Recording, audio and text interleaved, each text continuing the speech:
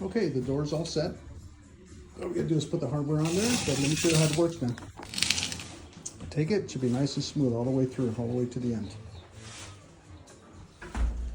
It's right there.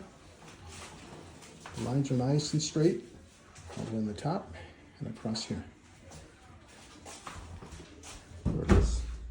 Get a nice seal once the hardware's in, and that's pretty much it. Let's open it up again.